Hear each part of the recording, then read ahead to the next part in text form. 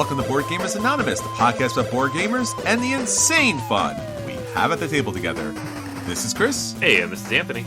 And this is episode 505, the 12 Days of Games Challenge. We'd like to thank all our Patreon backers for helping us bring you a brand new episode. Well, happy holiday, folks. It's that time of season when you get all of the great games to the table. So for this episode, we're sending out a challenge to everybody to get the 12 days of games to the table. So you have the top 10 games, you have the 20 games of the year. Now we got 12 games between now and the Christmas holidays for you to get these games to the table, or games that are like them, so to speak. Right. Yeah, these games, other games, games similar to these games, you get the idea. But we did a fun little thing. We're going to have fun with it. It's games that kind of fit the theme, not necessarily of the season, but of the list. Yes. And it gives you kind of a sense of how you can play out your gaming over the next week. Because from right now, today, if you celebrate specifically Christmas, you have 12 days. When you're listening to this, if you celebrate anything else, you have obviously New Year's is another week out. So plan your 12 days as you wish. Yeah, I think all of us with our game collections needs some inspiration, needs some rationale to get certain games to the table. And for this episode, we got a rationale for getting more games to the table. That's really what the whole show's about. Right? That's literally, it's about two things: getting games to the table and getting people to the table. Yes. So, And the best way to get people to the table is like a weird theme. They're like, that's right. That's fun. What does it mean? You're like, I don't know, but you better show up. It's theme based, so buy into it, people. So all of your anonymous friends out there who have not gotten to the table, who might have been left out during the holiday season for one way or the other, now is the time to bring them to the table. Now is the time to welcome all of our brethren out there and give them a seat and give them a game, because it's that time of year. Yes, let's do it. All right, before we get into all that fun features stuff, we want to talk about all the fun stuff that we recently did at a little tiny tabletop convention called PAX Unplugged 2024. It's so small. It's small. It's tiny. It's like half the size of Gen Con. Like, what are they even bothering with? There's no point, right? Although there was that recent article, was it IGN, that they talked about how it's now officially bigger than Origins? I think it's been bigger than Origins most of the time. It's just, yeah. They were always being coy about it. Because Origins is like 17, 18,000. And the last numbers I saw for PAX were like 25, 30. So sure. It's pretty firmly entrenched as number 2. Yeah. Mm-hmm. Gen Con 70, so we got a ways to go. But I dig it. It's my home. I love it. My friends all show up. It's great. Yeah. ICV2 had an article, PAX Unplugged cements position as second largest US game show. Yeah. So again, the official numbers as far as attendance hasn't been cleared yet, but what you mentioned, Anthony, is they've dwarfed Origins Game Fair by a lot. I have not been to Origins since 2018, so I can't speak to it much, but it was never that big. It was always pretty chill. It was big because it was your birthday convention. Yeah, it was fun, but it was never like...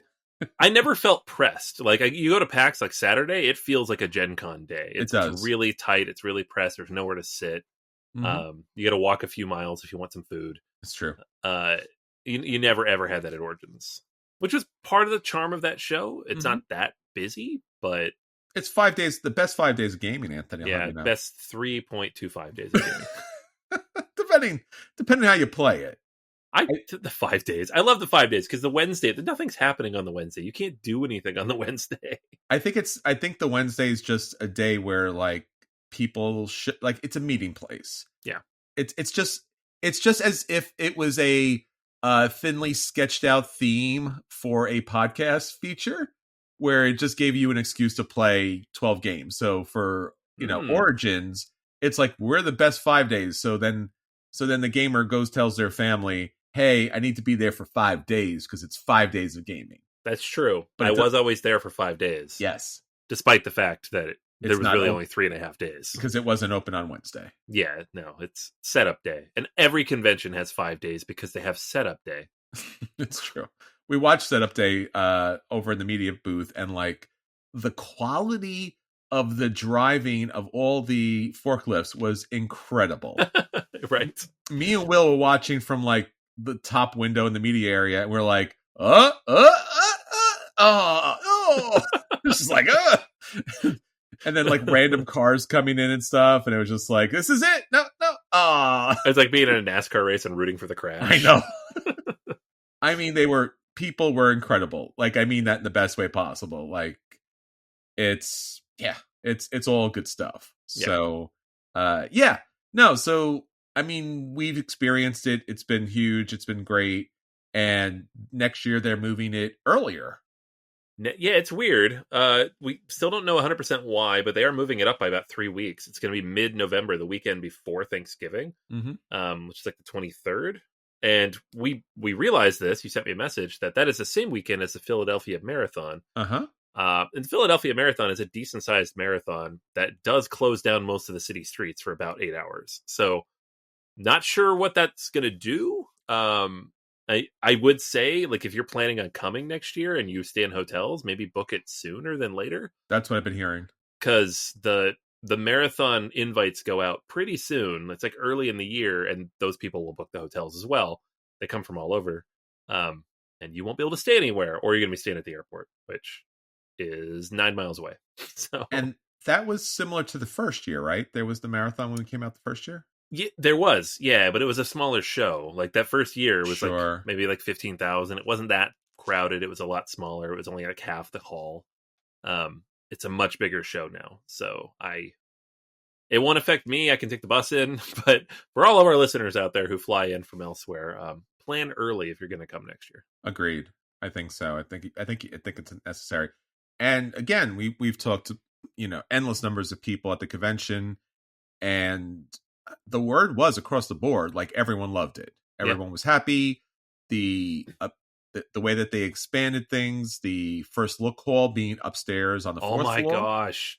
Dude, best decision they made. Yes, 100%. So quiet. It was so nice. It was like a airplane hangar. It was okay. So like the lighting was soft. It was like ballroom lighting. Yes. Which automatically better because the main hall is very bright. It's a lot of giant fluorescence. You don't get like the chaos of having the entire like 5 halls of the main convention center open and all the sound around you. Yes. And it's like separate from everything else. So there was actually space to sit because people aren't just wandering by. The only people up there are the ones who want to be there. Sure. It was great. And I think in previous years too, the tables and chairs were packed on top of each other. So there wasn't, they squeezed it in. And this year it was like, no, you can sit without sitting on top of somebody. Yeah, it was just very chill. The vibe was very chill. And after last year, which was not chill at all, it was very crowded. Yes. It was a nice change. And that hall, that gigantic hall, was shared with Unpub, which was, I think, also great because Unpubbed is usually kind of hidden in a room off to the side. So I think it was the perfect combination of gaming events because you definitely want to go check out the first look. And then maybe you run through it, or maybe you're like, hey, what are these games that are also brand new? And those are games that people are, in process of creating. So it probably provided a lot of, extra gamers for game testing, which is fantastic. That's a great place to put Unpub. That's perfect. Like you got people who, are looking for new experiences. Yes. Put them with the new experiences. Yes. Yeah, and again, it's the perfect once because you and I we went up and down every aisle of the first look, and then you hit on pub, and why not keep going? Because again, gamers wanted. Yeah, and like you said, everyone's there to game in that room, and it's a beautiful space. So, really, really great job by PAX for doing that. Yeah, no, it was awesome. I wish I had more time to spend up there, but I know like my son, he gets a little overwhelmed with the huge crowds. And when I took him upstairs and we played like several games upstairs and it was really good. Excellent. So overall, convention was a big success. Like I said, we don't know numbers yet necessarily, but certainly much larger than previous years, much larger than Origins and other game conventions, obviously larger than BGG. Obviously, BGG is going to have a big problem next year when Origins is kind of right on top of it. Yeah. So good luck to them. Yeah. And we've also talked to a lot of publishers who have not come to PAX previously, but were checking it out.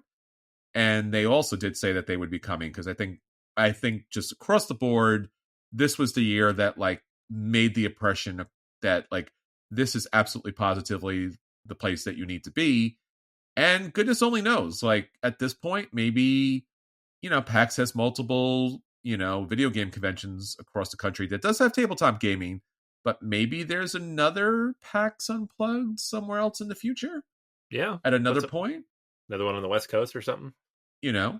Or, eventually Gen Con's great, but also Gen Con, is in the middle of nowhere, more or less. No offense to people living over that area. But, it's a lot easier for all the European people to get out to Philly. That's the thing. Like, I know the thought with Gen Con is always like, it's the middle of the country. Yes. It's the middle of America, but it's an international conference. So the fact that it's in the middle of the country doesn't really mean anything to people who are flying in from overseas. And Indiana is not like, it's not a major hub for air flight. So it is kind of hard to get there. Like I've always struggled flight wise. Same. And it's like a 90-minute flight for us, and it's hard to find those flights. It is. So, like Indiana's great, but it's not that huge of a city considering how many people show up. Yes. So it's hard to find hotels. It's hard to find food. Philly's it's close to everything else, which is nice. Mm-hmm. I don't know how many more people they can stack in there, but it's been good. It's been very good. So, good time by all. Thank you, PAX Unplugged.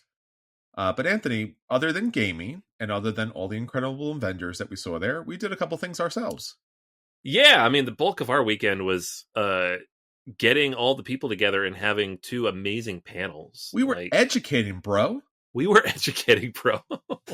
Yeah, that's how we opened our panel. If you were there, you heard it. We were What's up, bro? We were dropping some education, dropping some mics, and and the people were like, "Please don't do that."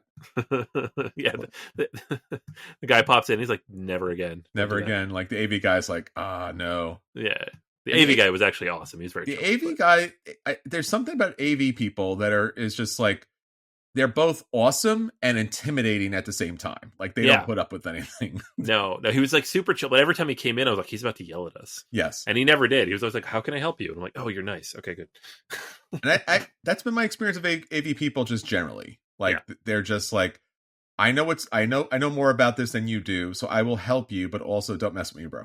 Right. Yeah. If you break my stuff, I will break you. I know. So no, it was again, also great rooms, great space. A lot of great panels were happening. We went to a couple other panels as well. And it's just such a nice vibe. If you haven't been down to the panel section, I definitely recommend checking it out because, again, it's just another dimension of tabletop gaming that you may not know. But again, it's also a really good chance to meet other people, other good gamers down there. Yeah. Yeah. And I really like the way PAX does it because it's almost counterintuitive because if you go to Gen Con, or if you go to Origins or any of these other ones and they have like these events, you have to register for them in advance. You have to have a ticket. Yeah. It's requiring you to like commit to it weeks or months in advance. Sure. And you're like, you don't know what your schedule is going to be. Now, on one hand, there's that. On the other hand, it does require you to put some money down and commit, and then maybe you show up. Sure. But at PAX, you can just go stand in a line. You're like, oh, I have a gap. I just ate lunch. I don't feel like going back to a game. I have an hour to kill. Or this is interesting to me. I'm just going to go get in the line. I didn't know this was happening. I just found out about it. But I don't have a ticket. It doesn't matter. You just go get in line. So like our first panel on Saturday, the Secret to Teaching with Board Games, it was packed. Full house. It was amazing. Like almost 200 people in the room. And they had turned some people away. They had to close the doors, yeah. Yeah, it was amazing. So if you were there, thank you so much for coming. It was a fantastic experience, just being able to engage with everybody. And that was you, me, and Will on that panel. Yep. And then Sunday, like a surprising number of people came out, despite the fact it was like 4:00 on Sunday, and people were like rushing to get their flights. You know? Like that. It wasn't like full, but it was like a lot of people in there, and everybody had questions. It was like super engaged. We got booted out of the room because everybody wanted to keep talking to us at the end. And so like big shout out to, Josh at VGC USA and Joe at Guardians Mental Health, Derek at Nomnivore, Chris over at Board Games for the Better. They all joined us on that one. Yeah. Brianna from Nomnivore as well, and with her own practice. But I think overall, what we've always done with this podcast for 500 plus episodes, 11 plus years with Board Gamers Anonymous, but obviously Board Game Academics as well, is we're all about bringing those people outside who may not have been seen for some reason. And there's obviously a lot of reasons for that. Or those people who do try to come to the table and somehow or some way, because of the game, because of the setting, or again, a number of different things, don't feel at home. So when we did these two panels, the first panel obviously is educating and teaching games in a way that brings more people to the table, because tabletop games, while they're fantastic, there is a significant barrier of entry, especially when you have a large group of people that you may not know, or again, just a diverse population, or just the diversity wonderful to have, can be challenging because, again, not everyone learns the same way, not everyone plays the same way. And then obviously with all the nonprofits that we had for the second panel, just such a wealth of experience and knowledge. And we were answering just so many different questions about how tabletop games could benefit everybody. Mm-hmm. And again, when we say everybody, you have no idea if you didn't come to those panels. Like, everybody really is everybody. Yeah. So that was amazing. I wasn't on that panel. I was taking photos in the crowd, but it was just really cool to see how many different people engaged with that. Yeah. From so many different angles. Like, it wasn't just like, oh, this group of people has questions about this thing. It's like every single question was a completely different angle, a completely different need. And it was just a really fascinating experience. And again, it's what really happens out there. Like, we all have these great game collections and this passion for the industry. And then there's that gap between that and other people and the table. And that's what we've always tried to do, is kind of bridge that gap. And again, the complexity of that is challenging, but I'm so glad we were there to answer so many questions. And again, if you have any questions about any type of gamer, any type of situation or dynamic, and you want some advice, we would be happy to answer those questions and or put you in connection with our friends and partners out there with all these different nonprofit organizations that has direct experience for that. There's a lot of great websites with a lot of great information. So please hit us up on Board Gamers Anonymous or on Board Game Academics, and we'll let you know. Yeah. All right. So Anthony, good vibes at PAX, fantastic panels, great people showing up, bringing more games to more people out there. But again, as always, our listeners, our friends out there, they love to get a good game to the table. So Anthony, what's our question of the week? All right. Yeah. Question of the week this week. I figured let's talk about stuff that's not Cult of the New, since we just spent a whole weekend at a convention looking at new stuff. The games. New.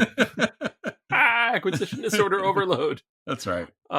So I asked, what's a game at least 10 years old that hasn't been surpassed or bested by another game? Ooh. Yeah. So like, we talk about this all the time. Like, what game is, eliminated another game from your collection? But like, what game can't get eliminated? Right? Which are impervious to this.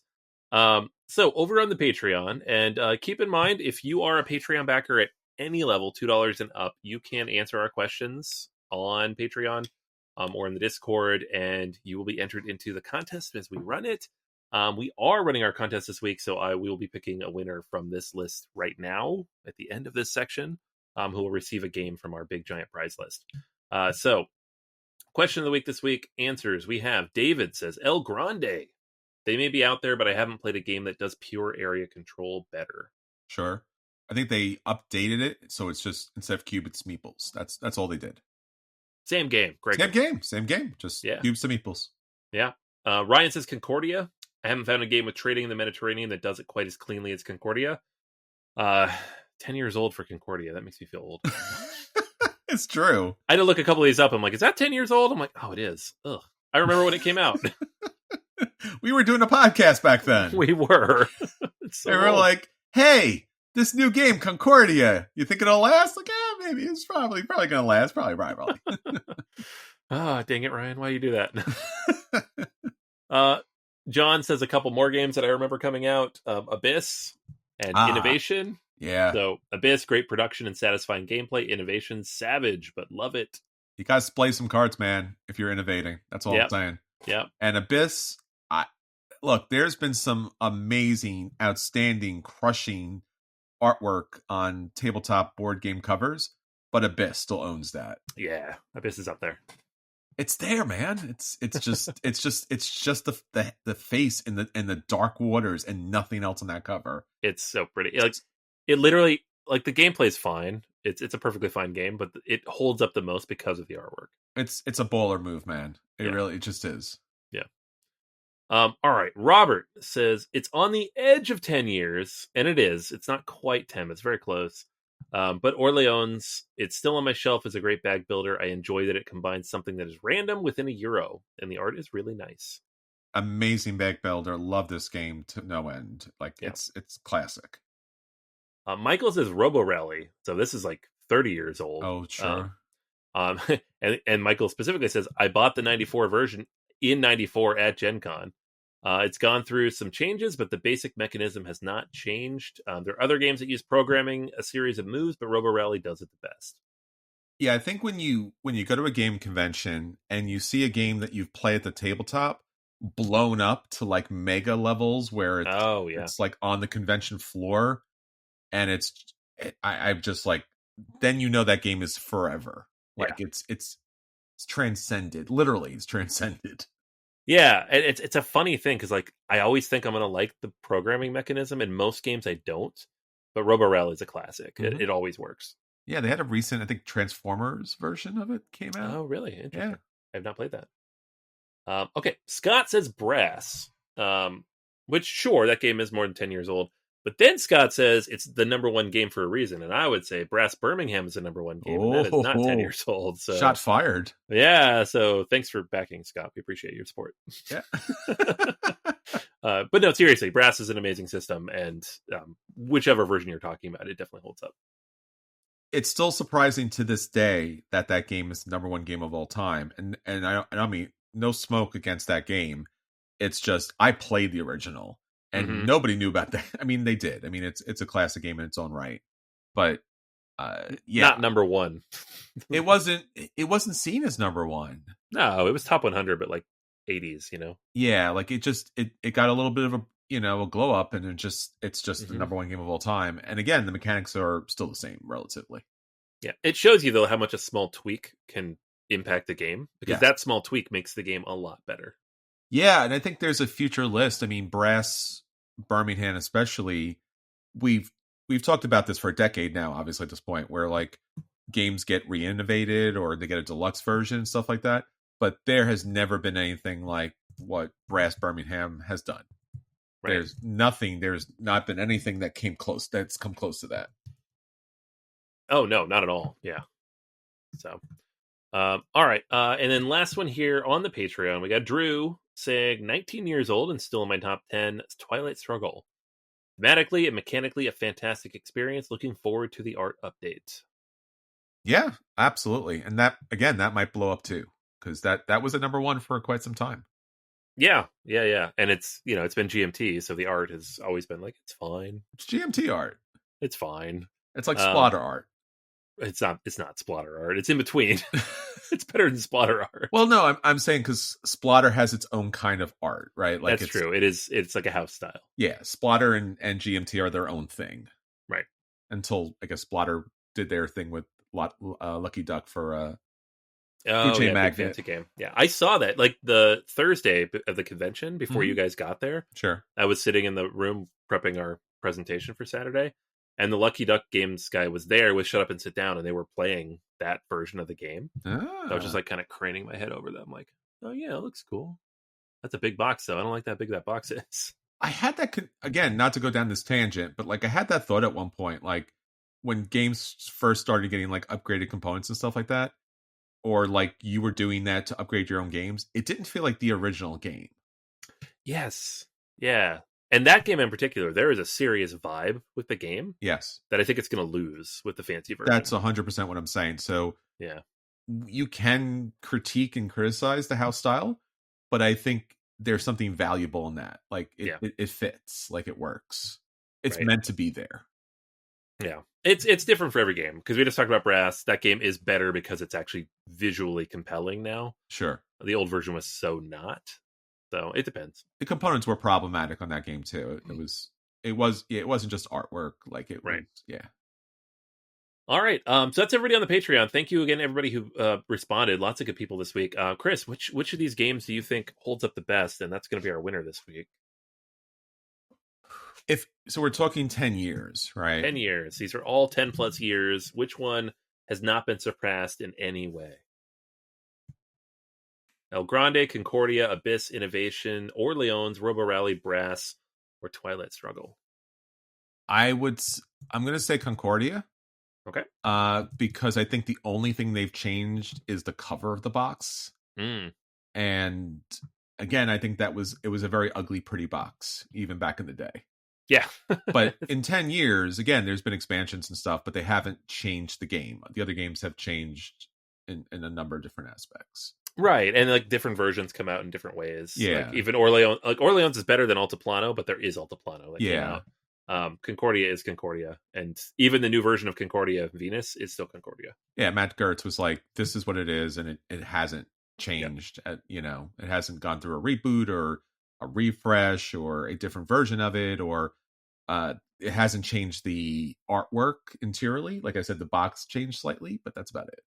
Yeah. All right. So Ryan, over on the Patreon, thank you for your answer. Thank you everybody else for your answers. Ryan, you are the winner. I will reach out to you with our current prize list. You get to pick one. I will mail it to you next week, and you'll get it, or maybe by Christmas. We'll see. Ooh, we'll talk to Santa. We'll see what Santa has to say. Yeah. It depends on the mail service. It's Santa.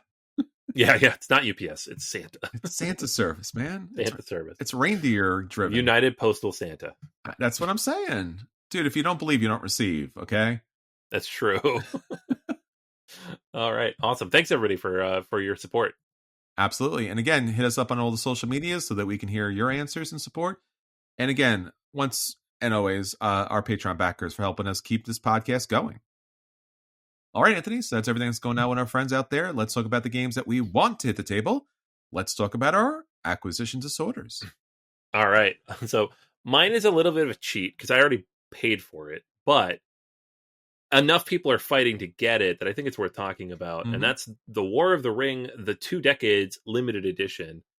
This was announced 2 days ago when we're recording this, so on Monday, December 9th, by Ares Games. They finally decided to reprint the anniversary edition, which came out 10 years ago.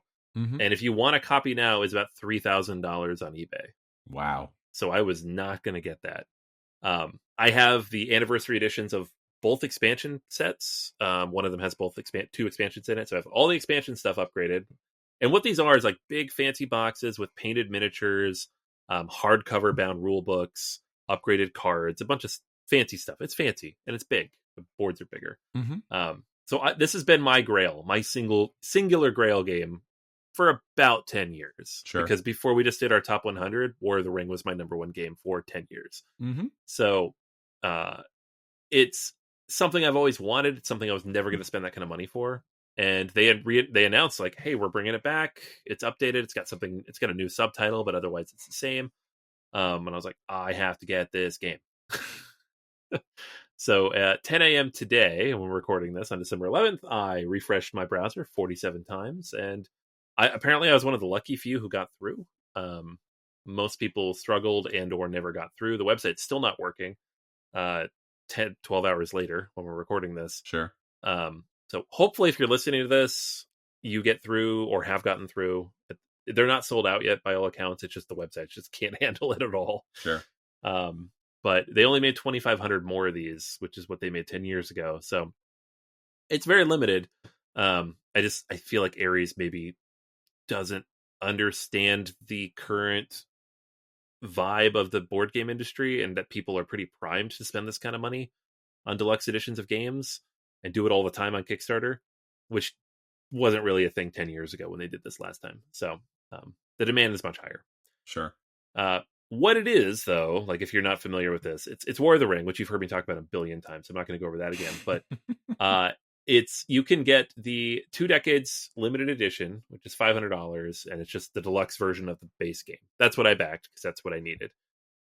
You can also order the trilogy set, which comes with that plus the Warriors of Middle Earth, which was the second expansion, and then the Kings and Lords of Middle Earth, which was the first and third expansion, which I know is confusing, but they did not do an anniversary edition of Lords of Middle Earth, so they combined it with Kings.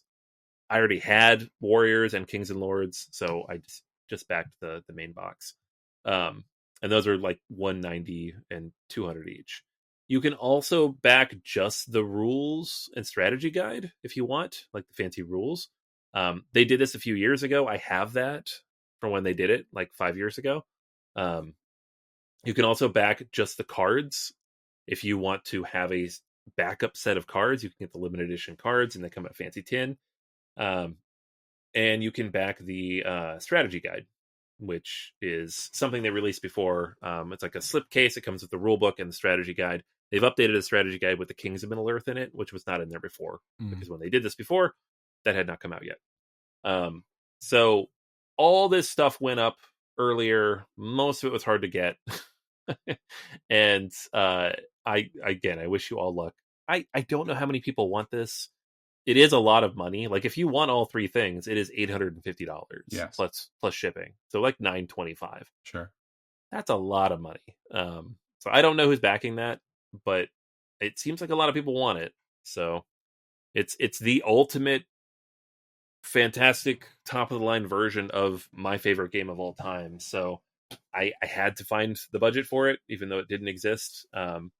And I'm super excited. I wish it was coming sooner than like a year from now. Sure. But I'm just, the fact that I know it's coming, that it exists, it is, we're going to have a big, long gaming weekend next December to go through all of this. So the expansions that come with this version, they match the deluxe, this new version, right? Yeah, so the expansions in this version have the box cover matching. They all say 2 decades limited edition. It's just the box cover? I think so, yeah. So if you have the other expansions for the generic version of it, then you have the same things? I guess it's not painted, right? Right, yeah, no, it's the big long box. They're all the same width and length box, so they can stack on each other. Like I have them, they're huge. Yeah. And they're like individually laid out miniatures plus the hardcover rule book. Like it's all very fancy. It's just less stuff because they're expansions. So and this is a little annoying because I just backed the Lords and Kings of Middle Earth. I just got that in like August. Sure. Because they just put that up last year, and then 4 months later they're like, and new version. I'm like, okay, well, it's the same thing, so it's fine, but the box cover has a different title, and I'm like, that's a little annoying, but whatever. Yeah. Like, why did you do that? My assumption is they weren't planning to do this, and at some point over the fall they're like, we could use the $500,000 from selling these. So yeah, it's cool that the game's 20 years old. I didn't realize that either, which it's pretty cool. But yeah, it's big, it's fancy. It's going to be more expensive than this in the secondary market. If you 100%. Want it, if you want it and it's in stock, I would say just buy it. It's considering what happened with the recent previous super deluxe versions of it that they came out, and even with the 5 armies and stuff. Yeah, like if you don't back this now, you'll pay, God only knows now at this point, 100 times. I mean, it's just. I mean, a year from now with this level of, it's the secondary market for this stuff is crazy, and it's just out. If this is something you're going to purchase for you, do it now, because you're not going to be able to make that much more money to purchase it on the secondary market. Because there's been so much chatter about this online that people are just like, I'm buying these games for investments, and I'm just like, please don't do that. Yeah, like we've been in tabletop gaming for a very long time, and like. It is, again, this could be a whole podcast episode, which we won't do right now, but like it is not worth it.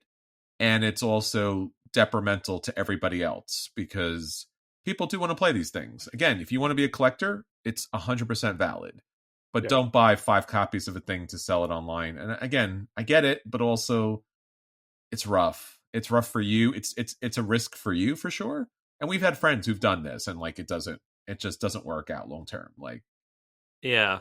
I mean, I think you would turn a profit on this. It's just just don't do it. Like, there are probably 2,500 people who want this. Let them have it. Like, don't then turn around and charge them $3,000 12 months from now. Sure. Like, it drives me crazy.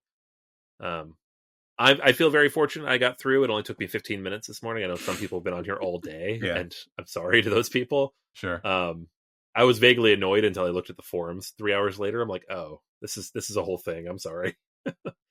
But yeah, check on it. Like, I know tonight they haven't even really, they've sold just barely half of all of them. Because the website's been so messed up. Yeah. So it's possible you can still get it through this weekend because it's taking the website so long to process everything. Sure. But it's the ultimate game. If you love Lord of the Rings, if you like 2-player epic strategy games, this is it, man. This is the game. Nice.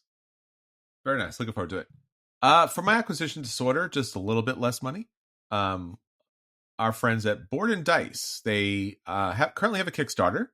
It's Board and Dice accessories, deluxe components, and paladin sleeves. Enhance your gaming experience with metal coins, custom meeples, exclusive promos, and premium card sleeves, which is a whole separate thing on top of it. So, Board and Dice, great company, makes their games fairly inexpensive, or at least reasonable to purchase, which we've always been really grateful for because games are expensive.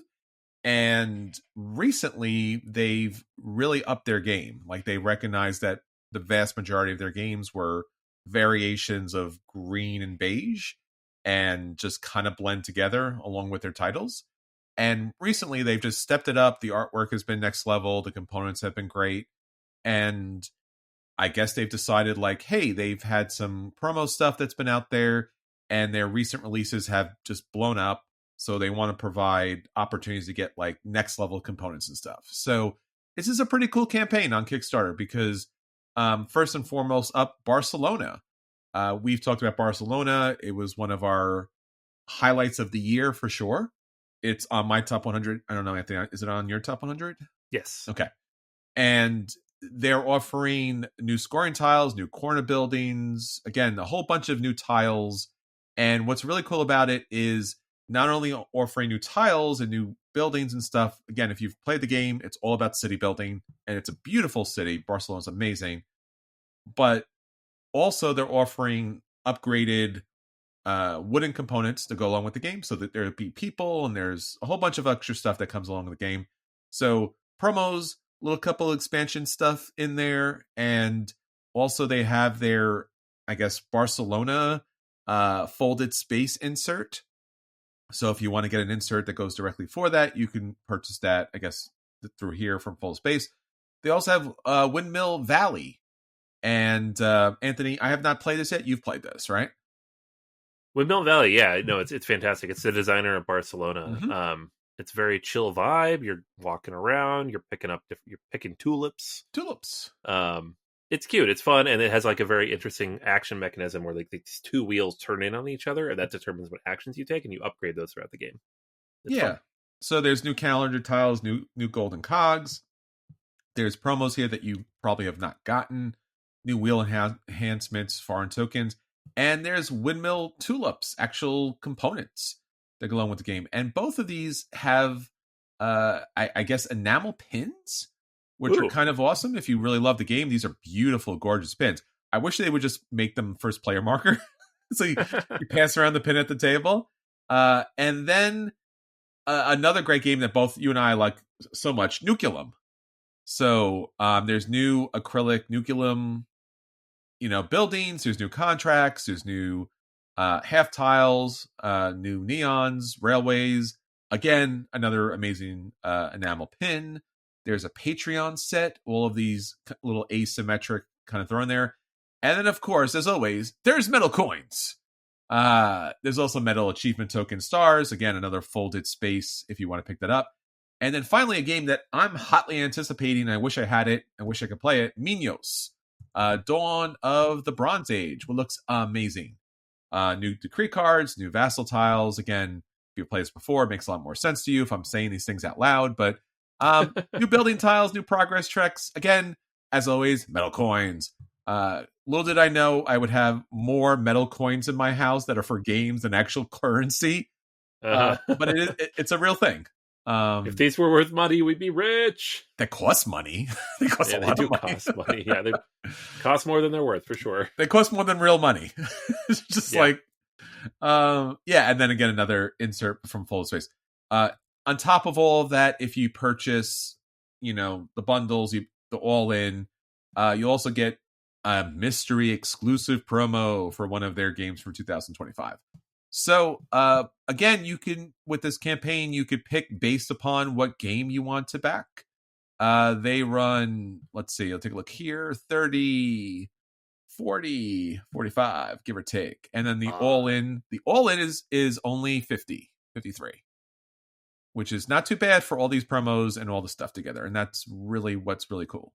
Yeah, that's just the promos. If you want all the upgrades and stuff, that's a lot more money. Yes. So again, pick the game, decide if you want all the promo stuff. And then there's a whole campaign for Paladin sleeves. I don't know if I've ever used Paladin sleeves. Have you, Anthony? I don't think so, no. No. So more sleeves, because sleeves are a thing. Yeah. And then there's also pledge levels where you can also get the games as well. So if you wanted to package everything, you could do that too. Yeah. It's funny because their games are so reasonably priced. Like this came up and I balked at it because I'm like, the upgrades are more than the cost of the game. They are. I don't know. Like the Nucleum upgrade pack is like $70. Yeah. That's a $50 game. Yeah. So, but then I remembered like, hey, Quacks of Quedlinburg, it's like triple the cost of the game to upgrade that one. So who knows? Like if you really love it, why not? I think, again, what we're looking at with Nucleum specifically is the metal coins and the metal achievement tokens. So anytime they throw anything metal in there, it's expensive. Then that's really where it brings up the price. So I appreciate the fact that at least the base game didn't have the metal components in it, because then it would be crazy priced. Yeah. And that is cool. Like if you really want all the extra stuff, you now have the option. It's separate. Yeah, and again, the metal stuff is always going to throw the price off, but I think what I find more important is sometimes it is really hard to find the promos if you do love a game, and sometimes it's hard to find the upgraded components. So again, secondary market can raise these prices a lot. So maybe that would be the suggestion, Anthony, in the future, like split off the metal stuff, the coins and stuff, because that's really where the price kind of jumps. That's true. Yeah. Although I do like the pins. The enamel pins are very nice. All right. Well, there's our acquisition disorders. Check these out. Whether it's the War of the Ring or equally by volume, upgraded components from Board and Dice. That's true. If you upgrade every game, if you had all of these and upgraded them, it's the same cost of War of the Ring.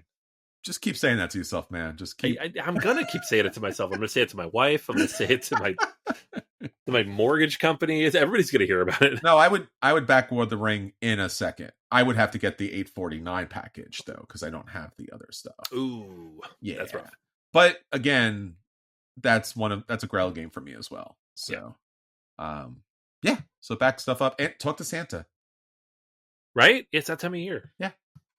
I think there's going to be like a cardboard movie about this where it's just like, dear Santa, I really want the very fancy edition of these things. Can you please help? Like, you should get the War of the Ring as your gift and get the Board and Dice, all that stuff as stocking stuffers. Ooh. And also you'll probably need Bill Gates as Santa. Yeah, probably. That's a lot of money. That money.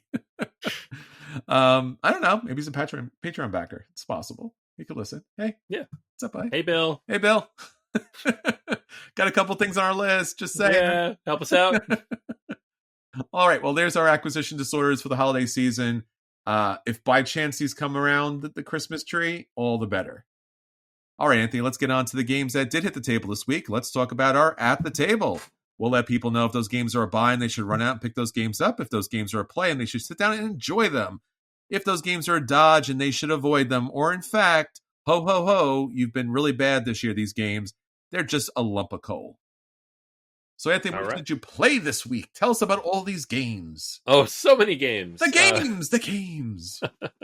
I love post-pack. They're like, what'd you play? And I'm like, well... all the games. He played all the games. It was incredible. He was a madman. He was nonstop. It could not even stop if I tried. You could not. All right. So a game I played with my son. He came into the convention with me on Saturday, and we went upstairs, like I said. And we played Souvenirs from Venice. This is a new game from Oink Games, designed by Jun Sasaki and Goro Sasaki. And it is a press your luck type of game. Very simple layout, though. So you have a giant grid of upside down tiles. On your turn, you are going to start by flipping one over. and then you're going to roll a die and move your gondola, because you're in Venice, Mm-hmm. some amount of space, and then you are going to either purchase the tile that's available face up near you, or you could potentially purchase one of the tiles that's face down. You can take a look at it secretly and decide whether you want to buy it or not, or you can sell a tile you already have. The goal of the game is to create sets of 3 tiles. You are a tourist and you are collecting souvenirs. Now, the sets of souvenirs that you're collecting only score if you get 3 of them, and you can only have 6 because you start the game with 6 money. So you're trying to get 2 sets. Now, you could sail all over Venice and flip over every tile until you had the perfect amount of sets. But the trick of the game is, if everything flips over, or if everybody gets back to the airport and it's about to take off, then you, basically the last person out on the map, is probably going to lose. Because if you're on the map and the game ends, you don't score. It doesn't matter what you have. So the press your luck element is, can I get everything I need before everybody else gets what they need? And so there's a little bit of push-pull as you move through the city and try to find what you need and decide if you want to like take the set you have now and just get back to the airport, or try to swap that out and level it up in some way. There's also like a big wrench that comes into the game at some point where like this little pigeon tile flips over. And the pigeon tile forces players to swap tiles around the table. So you might have all the sets you need, but you're not back to the airport yet. And okay, the pigeon came out. Now I get rid of one of my tiles. I need to go back out and look for stuff again. It's cute. It's clever. It's like a 30-minute game. It was very easy to teach. My son liked it plenty. It's got a little bit of that, like any good press your luck game, like where you're just kind of wandering around at the end, trying to find what you need. And like the tension kind of dies down a little bit. So I feel like it's got like a saggy middle in terms of gameplay. So it's a play. It's not quite a dodge. It's definitely not a buy. Although I did pick it up because my son did like it. So typically if I bring my kids to the convention, they like the game, I buy it. But it's also an Oink game, so it was $20. Oh yeah, that's great. So it's doing an interesting thing. It's a little soggy in the middle because of just the nature of this type of game. But because it's so straightforward and because you can play it with up to 5 people pretty easily, I think it's solid. It's not something I would go like, break down doors over. Souvenirs from Venice. It's a light play for me. So not a super deluxe version where there are actual, things from Venice. Right. Yeah. We're not going to like go set up a gondola Mr. Beast style outside. Well, it's not going to be $500. No. Yeah. Right. I know. Yeah. Like, my acquisition disorder. I spent $540 on the War of the Ring. At the table, I bought this $20 game from Oink Games. That's how I balance. It balances out, man. It does balance out. It's good. I love the fact that Oink has those little games.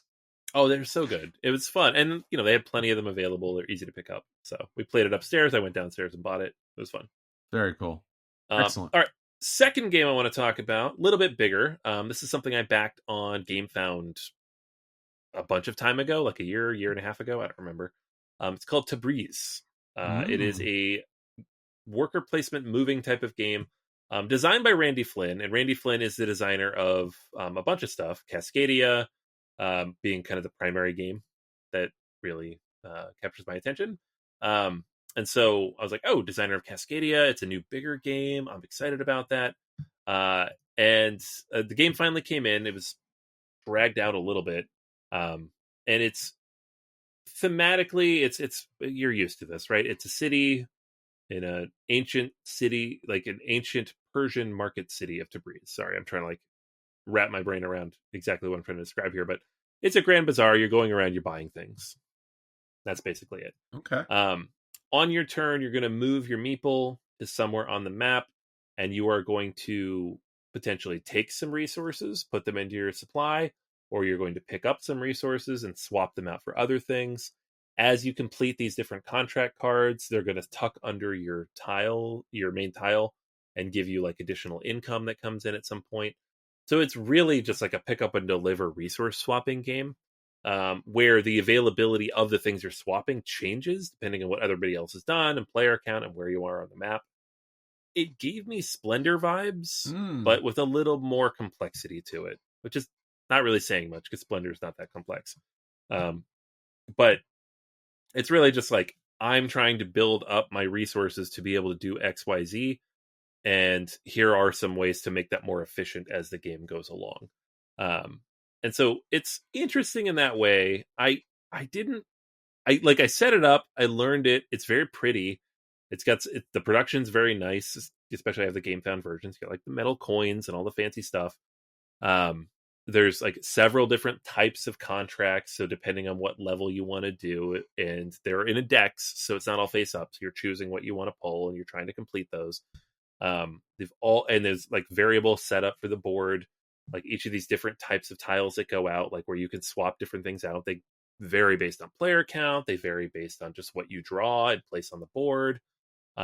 You have ways to draw more cards, to have different contracts that you could complete. The income upgrades are interesting, but for some reason it had that little dip again, kind of in the middle, where you're doing interesting things and you're building it up, and about halfway through the game you're like, and we're still doing this, right? We're still doing the same thing. It just really starts to feel samey, and just the wheels start to spin a little bit. So the box is 30 to 60 minutes. I would argue it's more like 60 to 80. Because it's just loaded. I don't know. It's not even really like I mentioned Splendor. Century Spice Road is probably another good example of like Sure. you're just trading stuff in to upgrade it to other things, to trade it up to other things. Like it has that ladder of like this resource is more valuable than this resource, it's more valuable than this resource. So when you're trading them, you want to move up the ladder. So your whole turn might be just like I grabbed a bunch of purple and I traded it in for a bunch of blue. Cool. Next, your turn. Like it's that back and forth, but it's a little bit longer and a little more complicated than those games. So it's a play. It's possibly a dodge, and I hate that because it's so pretty. And Randy Flynn again made one of my favorite games with Cascadia. So I might be like doing a little bit of the crowdfunding thing here, where I'm like, maybe it's better than I think it is, but I don't think it is. I think it's just kind of a boring game. Which is unfortunate because it was very pretty. The presentation online was great. The artwork is fantastic. It's got a lot of cool stuff going for it, and mechanically, it seems like it could be good. But it's just I don't know. I was bored. I just got bored. Sure. Boring is not a good indication of the quality of a game. So, it all flows. It all makes sense. It's all balanced, but it's just a little boring. It's just a little too long for what it is. It's a little too dull. So there you go, Tabriz. I'm officially downgrading it to a dodge the more I talk. Oh, I'm dodging it. There you go. I don't dodge a lot of games, but it's probably not going to hit the table too much more. Okay. I mean, I think it's been my experience that like a lot of companies do, right? Like something works and it plays for that kind of gateway audience. And then inevitably, like it would make sense, or it seems like it would make sense that you would make this a little more complicated or run a little bit longer to kind of get like maybe those little bit heavier gamers in, and inevitably you lose the thread, or you lose the script or something. You're just like, I think you missed out what was important about that game, or that it didn't overstay its welcome. Right. Like Century Spice Road could technically also be considered a boring game, but it's so elegant and quick that like all your actions are building towards something, and then the game ends. This game, you're like, your actions are all building towards something, but it just drags, right? Yes. Because there's a bunch of like stuff stuck in the middle between those things. You're not just like playing a card and taking some resources. You're moving a meeple and swapping stuff out and taking some money and upgrading this track. And it's in the end of the day, you're upgrading resources and completing contracts. It's the same thing, but it's just a bunch of other stuff built around it. Yeah. And if we don't need all that extra stuff, because the game's not actually that complicated, it doesn't add other things. There's no other mechanics. There's just other stuff. Well, then it would be the same game that they took it from. Right. Yeah. Which is a trend that we have in gaming right now, and I really don't like it. It's like, let's take things that work and let's just add stuff to that and make it bigger, and then we'll add like a bunch of fancy stuff, and now it's more expensive. And isn't this better? And sometimes the answer is yes. I don't love Arc Nova, but our listeners put it at number one. Sure. And that is basically that. Here's a bunch of stuff that everybody loves. Let's jam it all together and make it bigger and longer. And it has animals. It has animals. Yeah. It's pretty. This game I don't think works. Okay. So, Fair. there you go. Tabriz, a dodge. All right. I have it if anybody wants it. He dodged it. I did. It's floating out there in the ether. I did pay for it though, so got that going for me. All right, well, Anthony, let me start off with some games we hit the table. You and I played this game at PAX Unplugged. This game is called Sparks. Run your factory, build your robots, and bring them to life. I should start off. Really cute, adorable box. It's got a robot that's being built by a kitty.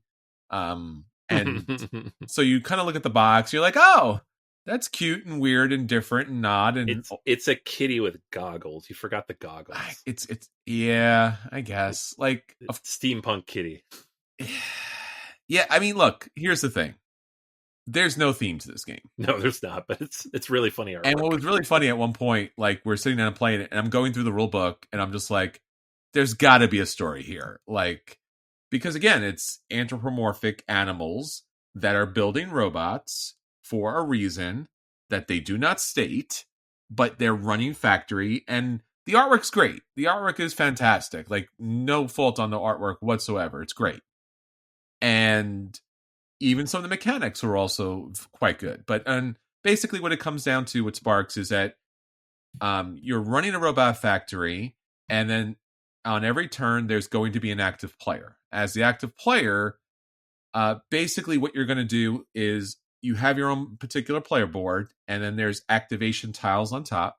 And those activation tile states a particular number that's going to allow you to take a number of dice that come out of the bag, and or junkyard, so to speak. And then you're going to choose those dice, and based on an activation tile, it could possibly have a special ability on it that will do different things like reroll dice or take certain dice from that particular collection. And then you're going to take those dice and you're going to use those dice to complete robots, activate their abilities, or recruit animal assistants. You get a stack of animal assistants to start with. These are very helpful because they're going to give you additional cogs that are going to do a number of different things in the game. They're going to give you energy that's going to let you activate the robots that, again, will let you do a number of different things in the game. So overall, it's a pretty straightforward game. Pick a tile. That's the thing you're going to do. Take the dice. Then each player in turn order will take a die based on what's remaining. Usually there's two or three dice, again, based on, or maybe four, based on what the person picks as far as their action that turn. And you take those dice, you place them on the robots, you activate a couple of things, and then you move down one of four different colored tracks. Those tracks are also going to give you special upgrades and abilities to add to your robots. So as you complete robots, you're going to gain special abilities, and there's also things that modify and upgrade your dice. So it's dice drafting, contract completion, and then I guess running down tracks as fast as possible. Artwork is top notch. Game quality is kind of basic. You got little robot meeples.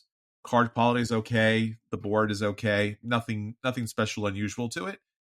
And you do this until you use all of your activation tiles, and everyone's used all their activation tiles, and the game comes to an end. I thought it was fine. I like the dice drafting. I like the cute robot artwork. I like the cute animal artwork. I kept looking at the cards and like, oh, he's really cute. I have no idea what he does, but he's really cute. The tracks are kind of not really like exciting, and the game really doesn't build or end in any kind of climactic or cathartic kind of way. It's like, take dice, build robots, put the robots out, move down the tracks, collect dice, pull robots. Again, like it's just, did you get the most points? So on that side of it, it was a disappointment, right? Again, I think if they would have thought more thematically about the game, then they could have built something to it. There could have been some battle situation or rescue situation. The artwork is, while very good, is not necessary. The theme, there's no real kind of substantial theme. Like, animals build robots. Like, great idea, but also does not play really substantially in the game whatsoever. No. So I am leaning between a play and a dodge. It's not a bad game mechanically, but it's not much of a game because other than the dice drafting, building the robot kind of thing, there's nothing more to it. Yeah, I liked. So the thing about this game is like I liked my turns because I'm doing 100 different things. I can do this and then this and then this and then this and then this, but I had no sense of what you guys were doing, we were just overlapping each other constantly. Sure. Like the game didn't feel like an interactive experience, and honestly, occasionally I had to like stop everybody. I'm like, hold up, where are we? Whose turn is it? Someone needs to draft dice because that's the only interaction. Yes, like, someone needs to draft dice. So like for me, it's like a soft play because I did enjoy that part, like the puzzle part of like optimizing my turn, but like the interaction with everybody, like the actual structure and design of it all, I'm like, doesn't feel like I'm playing with other people. It also doesn't feel like a game I want to play by myself. Sure. So it's not quite clear. Like it's a funny game because it's like the designer of Sagrada, working with one of the designers of Revive and Santa Maria and the Magnificent, and then a couple other people. Like it's an interesting team, and I don't know. It, like mechanically, there's cool stuff going on. The theme is like, bleh. It didn't feel like it was fully baked. Right. Yeah, it's a good way to put it. Like they had a good concept here as far as the dice drafting's going, but also Anthony, like when you were the active player and you're taking the majority of the dice, first off, you're selecting a token. And right. that gives you a little interest. Like, oh, I don't know which token to choose here until you run out of tokens, of course, and then it becomes like, given. You're taking the majority of the dice. I'm taking a die. Will took a die. All right, I took a die. Like it's not until it's my turn that I actually do something of significance. Right, and you only really get 4 turns. Yes, and to be honest, based on how the dice are rolled, yes, you can mitigate in some cases, but you're kind of stuck because you have to the color of the dice matters and the pip matters based on what your robot requires. So there is some mitigation, but I found more times than not, especially at the beginning, like I was stuck with those dice. Now, again, you could still do things with them, but that's the only part of the game that really, really worked my brain a little bit. Like, and again, based on the robot cards that you got to place out, those are kind of pulled randomly from the deck. Right. So if those robots were in a market, then I could build a little more of a strategy to like, oh, I'm going to build like this because these robots do these things. Mm-hmm. There's ways to score points based upon sets. I got 2 complete sets of robots, and it was a very small point total. Like you really need to rush down that track to score points as possible. Right. And early in the game, I wasn't getting the robots that were letting me go down the track. I was getting robots that let me gain gears, but by the time I got robots that were giving me track stuff, it was a little too late. So this game needs more. This game 100% needs an expansion to save the game. So I'm going to give Sparks a dodge because it's just, there's not enough game here. Like it's good in concept, good in premise, but it 100% needs an expansion so that like you're building towards something at the end of the game and not just running down a track. Mm-hmm. And the cards need to be in a market, so I feel like I'm building a strategy, even though it still can be somewhat random. Even the animal assistants are randomly given to you. Like the animal assistants and the robots need to be in a market so that you can select things. You feel like you're doing something. Like these are the dice I get. I can choose. I could choose 3, 4, or 5 of them, but that's about it. So yeah, it's a dodge for me. All right, next up is a game that I got to play at a meetup, and Anthony knows how much I love roll and write games. So, Anthony, I played Draft and Write Records. This came out in 2024. It's about drafting exciting bands and outperforming the competition on worldwide stages. So I was at a game day, and they were like, hey, you want to play this game? And I was like, is that a roll and write? And they're like, yeah. And I'm like, absolutely not. Because I don't like roll and writes because, damn it, man, complete your game. I shouldn't have to draw pictures on a thing. Like, finish the game. That's a joke, more or less, kind of, somewhat. Now, this game is all about creating a band. So the basic layout of your page, which you're going to be drawing upon, is a lot of different symbology. It's symbology up and down. So there's multiple sections on the board, and basically it's a flip and write. So you are going to get a hand of cards, and you're not necessarily flipping them necessarily, but or I probably a better way to say it's a draft and write. So you get a couple of cards in your hand. The cards could be musicians that go on to your player area. They could be assets or agenda cards.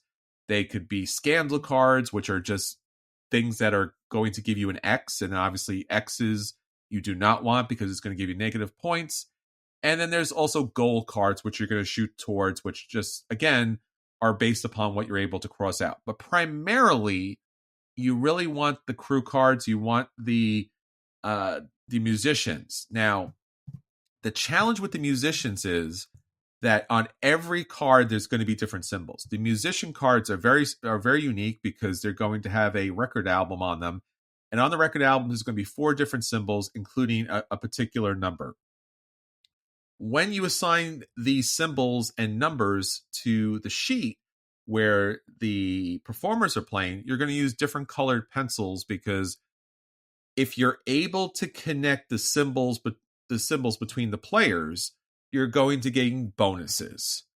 And that's going to be essential to the game, because you're going to need the bonuses in order to open up other areas on the board. So as you able to collect bonuses from either the different crew cards that come into play or several of the other cards, that's going to open up new areas for you to score points. So the crew area is essential. And then there's 3 separate other areas where you're going to cross off symbols that, depending on how you cross them off, you'll gain bonuses. There's a small area on the top left, again, more symbols. And then there's a tour area where you're going to decide which areas you're going to go to. And it's kind of gives you the idea of this progression where your band becomes bigger and bigger throughout. The artwork on the cards are very good. The sheet itself can be a little challenging because you're going to be using all of these different colors on your board, and it's essential that you get it right based upon what you place down. Other than maybe, I don't necessarily think you really want to be doing hate drafting, because again, it's a very short game, very straightforward. But there's going to be times where cards are just not going to fit, specifically because of the particular band that you're trying to put together. The one downside I would say about this game is there's so many different things to do that even though you want to create the band, it's never really clear which thing is going to be the most beneficial for you long term. We played this a couple of times. I enjoyed every play of it, but again, the cards are going to determine what areas you're going to go to, or the cards are going to determine where you're going to get X's, so it's going to be negative points in the game. Overall, draft and write records, I enjoyed it. I thought it was a pretty good roll and write. I love the draft element to it, so I could kind of pick my own strategy. There's no real player interaction other than shooting for those kind of common goals. So draft and write records gets a play for me. All right. And finally, I got a chance to play Harvest. This came out in 2024. This is a re-implementation of Harvest that came out in a smaller version from TMG Games. You may remember TMG. They have since gone out of business in 2017. This is a new super deluxe, beautiful version from Keymaster Games. The designer is Trey Chambers. And the production is off the charts. It's a beautiful production. All the pieces are upgraded for this. And again, a really nice looking game. Of course, this is from Kickstarter crowdfunding, so all the best pieces possible. And basically what we're talking about here is your classic farm game. But this time, anthropomorphic animals are in charge, and they are farming different vegetables on the farm. So you have your own particular player board, and on this player board, it's going to track your fertilizer, your water, your seeds in the game, And basically what you're going to be doing is you're going to be clearing out sections of your board that are covered with forests, and that's going to be an action in the game. And then at certain points during the game, you're going to take actions to plant your crops, which are these polyominoes that are going to go onto your board. Then you're going to fertilize these particular vegetables and grains that go out there. And then you're going to water, which are going to allow you to multiply, in this case, tend to your vegetables. And then again, polyominoes go on the board, and you have to have the space to be able to do that. And then finally, you're going to be able to harvest these fruits and vegetables to score points. So there's pumpkins, there's blueberries, there's strawberries, and there's wheat in the game. As you're utilizing your farm for these different fruits and vegetables, you're going to score your points. Each of these do something a little bit different as far as points concerned. You're also going to be using the workshop to be able to do a number of different things on the board, including building buildings. Buildings are going to give you bonuses, right at that moment, give you ongoing bonuses throughout the game, or score you end game bonus points. The main board itself gives you a lot of opportunities. It's going to be a worker placement setup. So you're going to have your little wheelbarrows and place them on the board to gain a number of different resources as far as seeds are concerned, as far as tending, growing, and harvesting, or also building. Your individual player power is tied to your particular anthropomorphic animal that's running the farm. Each of them give you a different benefit in the game. What's really cool and interesting about the game also is that there are tiles that you start with that are going to give you a bonus. And then throughout the game, you're going to have an opportunity to select a sunrise tile. So again, based upon the number of players in the game, there'll be a number of different sunrise tiles. Those sunrise tiles will give you resources or special abilities, but they'll also, again, based upon the value of those, like the more valuable the resources, the lower in the player turn order you'll have to go. So maybe you want to go earlier, so you take less resources and you go first, but maybe you need the resources of a special ability and you go a little bit later in the game. So a lot of different challenges and aspects of this game. It's pretty quick and straightforward. This is not Agricola. This is not Caverna. This is not Feast for Odin. This is not necessarily a gateway game. It looks like something that, it's very kiddie in its kind of presentation, but it is certainly a farm building game with worker placement that can be very tight. I enjoyed my play of this. I thought the production was top notch. I thought the gameplay, especially with the worker placement, was smart. You certainly have to plan your moves in advance because, again, there is a natural progression, a thematic progression that goes along with planting and harvesting. The buildings themselves benefit you greatly. You could certainly focus on the buildings more, the planting and harvesting, score a lot of points. Harvest is a solid play for me, and it's something that if you like or think you like that kind of farming aesthetic, but don't really want to get into the heavy Uwe Rosenberg games, Harvest is definitely something to get to the table. Great. Yeah, it looks cute. We were looking at it at PAX, and it's just so orange. It's very orange, but I think that's what the orange. Stands it's out, perfect. right? Yeah. Yeah. It's got a really cool vibe. Yeah, and it's got a really different art style to it. It's not that kind of. It's kind of like a storybook look to it, right? Which is fun. And again, like I said, just don't be fooled. It is a solid worker placement building game. So, and if you do get the regular deluxe version, it's really sweet. It's a really nice production. Or you could play it on Board Game Arena for free because that's a thing you do. Yeah, very nice. All right, so that's all the games at our table this week. Now on to our feature review. It is the holiday season, my friends, and as always, there are more people around that we want to get to the table. And like every other day, we need a reason to get more games to the table. Maybe games that have not hit the table, or maybe challenge other people and be like, we have to do a challenge. Well, we've gone through all the 10 by 10s and everything else out there, so a new challenge has to happen in order to get new games to the table. And for this challenge for all of you, the 12 Days of Games Challenge. So we have the 12 days to Christmas. So we have 12 games for you, but each of the 12 days And each of the 12 games are specifically about that number. Yes. So we have a 1 game, a 2 game, a 3 game. You'll get it. You'll get it pretty fast. It's clever. Trust us. It's clever. We're clever. We're clever. We did a funny thing. Yeah, it's great. We're not going to sing it though, unless Chris, do you want to say it? I don't know. Do I want to say on the 12 days of gaming challenge my true love gave to me? Number 12. 12 days. 12 days. It's a game. Yeah, it's so okay. So 12 days, and this is funny because it's not the world's best game, but it's one of the few Christmas games out there. It is a quick playing card game. It's based on the 12 Days of Christmas. It's got like a nice stained glass look to it, and it's you're basically bidding on different gifts and kind of passing them around with each other. It's quick, it's easy. It was on Kickstarter way back in the day. Like this game is 15 years old almost.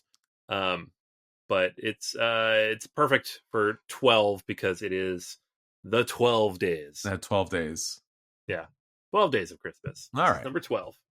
On the 11 days of our gaming challenge.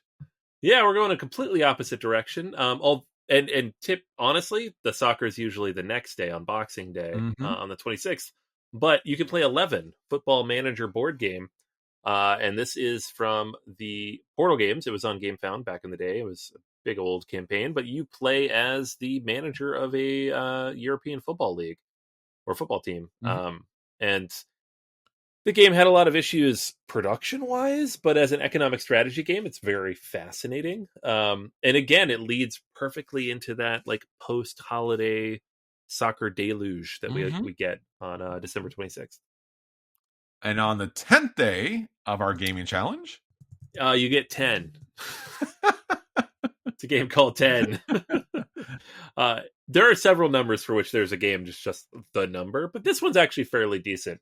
This came out from AEG a few years ago in 2021. And it is a push your luck auction game where you are bidding on these different cards and you're trying to build these different sets in sequence with the cards. And they match these they're in different suits and numbers, but they're also, you have wild numbers and wild colors. So it's got like a little bit of a no thanks vibe combined with like a push your luck element, be like for your individual runs and then just set collection in general. It's a clever little game. It's just numbers on very stylized cards. Like visually, it's not doing a whole lot, but as a quick card game, it's great. And it is called 10. And on the 9th day of our gaming challenge, you have number 9.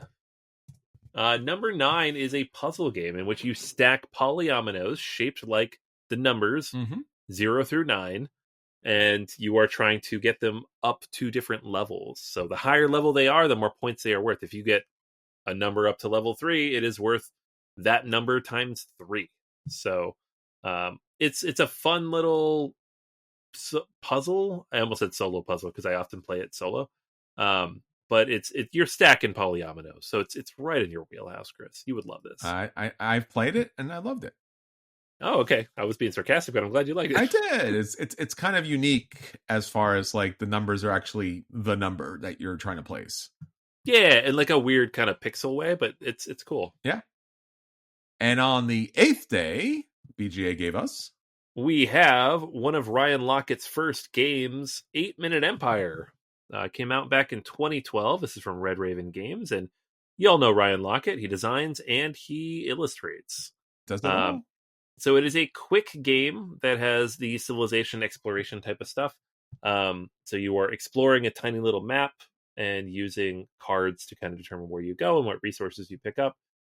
It was actually a print and play in its first version, and then they put it on Kickstarter back in 2013. So it's like early Red Raven Lockett design, and it's been around for a minute, but it's great. There's a Steam implementation, mobile version as well, and it's a number 8. And on the 7th day of our gaming challenge, the easiest one to put on this list when we made it, Seven Wonders. You know Seven Wonders. I've heard of it. It's a game about the wonders, and then there being 7 of them. Yeah, you draft some cards, you play them out, you get some points, you maybe get the tech. If nobody else takes the tech, you win because you got all the tech. Seven Wonders, or Seven Wonders Duel, if you're feeling more intimate on the holidays. There you go. And on the 6th day of our gaming challenge, Anthony? 6th day, we have Six Nimmt. This is a card game from 30 years ago from Germany, from designer Wolfgang Kramer. It is a hand management kind of ladder type of game. So I was losing the words for it for a minute. Cards are numbered from 1 to 104. You play over 10 rounds, and you're trying to get the fewest points. So you don't want the big cards, and you're placing them out in these different rows. It's clever. It's got the weird like bull artwork. You've probably seen it on the card games. Sure. This is like Amigo, the card game brand from Germany. It's like one of their like logos. There's like 3,000 versions of this game. 6 Nimmt times infinity plus 11 Nimmt plus a bunch of other Nimmts, but 6 Nimmt is the original. It shows up in BGG as Take 5, but that's the English name. And on the 5th day of our gaming challenge, 5 Tribes is here for you. I don't know. I'm not going to sing. Don't make me do that. 5 Tribes, the Djinns of Nakala, designed by Bruno Cathala. It's the Mancala game that... Wow, that's a lot of rhymes there. That was yes. Not on purpose. It's the Mancala game from Days of Wonder. Came out in 2014. It's 10 years old now. Crazy. And it's a brilliant game that implements a whole bunch of AP, right? So it's a fantastic experience. It's a great game. If you like to think, if you don't want to sit and wait for your friends to think forever, maybe it's not the game for you. But yeah, hey, this is in the number 12 Days of Christmas is the long one where you just like drag it out. That's so right. We threw in 5 Tribes because that's the game that drags itself out. And on the 4th day of our gaming challenge, we have Council of 4, which is a much quicker moving game. So this is a game from Cranio Creations. The original version, obviously more of a Euro. The Simon version, all the weird, funky, goofy, stupid looking miniatures that they released. Designed by Simone Luciani and Daniele Tascini, though. So a classic duo who was just coming off of the design of Marco Polo, and then they designed Council of 4. And what makes this game really unique is that you have these different sections of the map and these different types of locations on the map. And the cards that you're drafting are going to determine where you can place things out. But if you can do it right and make sure that everything's adjacent as you build them out, every time you play something that gives you a bonus, you get all the bonuses of everything adjacent to that thing. So it's just this really fun, like snowballing system if you play it right. The core mechanics are very Ticket to Ride. You're drafting cards, and then you're trying to get the right combination of cards to place things out into these different regions. But then the actual mechanics that come out of that are a little more complex, and it's a lot of fun for that reason. So Council of 4. Excellent. And on the 3rd day of our gaming challenge, all right, Three Kingdoms Redux. Redo. How do you say this? Redux? Redo? I say Redux. Redux. All right, we can say Redux. Yeah. This is also 10 years old this year. Ooh. It is a 3-player only game about the Warring States period, the Romance of the Three Kingdoms, all that good stuff of ancient China. So you are playing as one of these factions. You have these different generals. You're playing out into these different locations and trying to outmaneuver your opponents. It is a fantastic, very long 3-player game that is just, it's so unique to the space and time in which it was made and the individuals who made it. And there's really no way to retheme this or rebuild it or re-implement it in any way other than what it is. So it's very specific, but it is the ultimate 3 game. It's 3 people only. You have no options. It is about 3 to 4 hours long. Sure. And it's Three Kingdoms Redux. So it is, I've played it a couple times, had a blast. It's very difficult to get to the table, so I no longer own it for that reason, but I do recommend it and would gladly play it. Excellent. And on the 2nd day of our gaming challenge, all right, we have Between Two Cities, which is a game all about working with your neighbors or against them, both at the same time. What? How? I know. So this is a game in which you will be drafting different tiles, placing them into cities, one on your left and one on your right. You share those cities with the people sitting on your left and your right. And how you score it is going to depend on which of the two cities has the lowest score. So you can't just ignore one and power up the other. You need to balance things out and work together to find that balance, while at the same time not allowing your opponent to kind of do the same thing. You can obviously only control the people next to you, but it's a very interesting, at times brain-burning prospect to try to manage all of this. There are a few different implementations of this. There's Between Two Cities, there's the Deluxe edition that came out, or the Essential edition that came out a couple of years ago, and then there's Between Two Castles of Mad King Ludwig, which is nearly impossible to score unless you use the app, which did come out like a year or so after release. And you have to pay for the app. You do have to pay for the app, but it is worth it if you're going to play the game, because scoring it will take longer than playing the game. It will. And people at the table will be like, I'm not doing that. No. It's the couple times I taught it, I had to score literally all 7 people's things. And I'm like, I'm not playing this game anymore. Same. That 100% should have been a free app. Yes. Yeah. But Between Two Cities does not have that problem, and it's great. And finally, on the first day of our gaming challenge, Anthony, we have just one. Perfect. Yes. This is a party game in which you are going to play a card invisible to you, visible to all of your teammates, and you're going to pick a number, and it's going to correspond to a word on that card. They're all going to write down a word on their little placard, one word only, that represents that word. If any of them have the same word written down on their placards, they are not allowed to show you those clues. And then when they're done with that, they show you all the available clues, and you have to try to guess what the one word is. It's a clever, interesting, surprisingly cooperative party game. This typically is the kind of thing that's competitive, but this one is cooperative. It is my favorite game to bring into my classroom to have ice breaking, because it forces the students to work together and get to know each other and have some fun. And it's perfect for number one, because it is a game about playing just one word, writing just one word, and having just one word each. The name of the game is The Rules. It's perfect. Just one.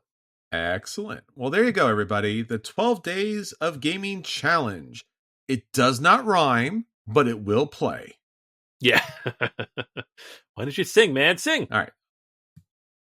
On the 12th day of Christmas, my BJ gave to me 12 days, 11 football manager board game, 10 number 9, 8-minute empires, 7 wonders, 6 Nimitz, 5 tribes, Council of 4, 3 kings redux, Between Two Cities, and just one. See, it doesn't rhyme at all. It does not rhyme at all. We all appreciate you trying. Well, it's the holiday season. Yeah. Until next year, where we try to find another crazy, wacky scheme to get more games to the table. This is Chris. And this is Anthony. And we'll save you all a seat at the table. Take care, everyone. Bye.